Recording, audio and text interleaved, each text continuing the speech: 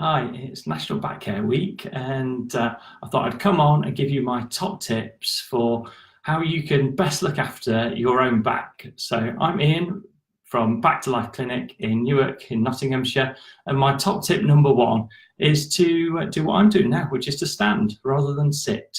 So there's lots of evidence been produced now about the benefits of not just sitting at your desk, but trying to stand up as well. So trying to mix it up so you're not just sat all day in front of the computer hunching down. So whether you can stand up when you're answering a call or making a phone call, or even doing something like having a meeting, instead of sitting around a table, stand up and have your meeting standing, or even walking as well. If you want to go really fancy, they have these desks up and down as well, so you can sort of mix up and still work at your desk whether you're sitting or standing. My top tip number two is to have an imaginary balloon. So this is a fun one for you.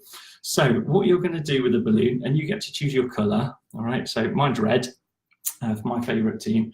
But you're going to imagine this balloon is tied to the top of your head, okay? So it's not going to be tied at the front bit here, because it would tilt your head backwards. But this helium balloon is going to be tied at the back, and it's going to pull you upwards.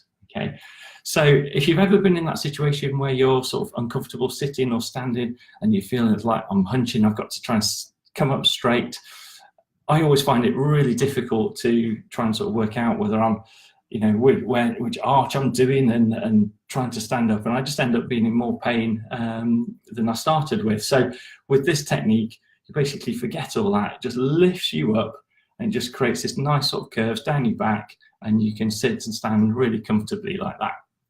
So my tip number three for you is a few weeks ago I did a video on sitting. It was for meeting rooms, but when you're sort of in meetings, but the same principles apply as well. So what I'll do is I'll post a little link on this one below, and you can have a look at that video as well. So I hope that today's my top three tips has been really helpful for you. If you found it valuable, then please, it'd be fantastic if you could share it or like or even comment below.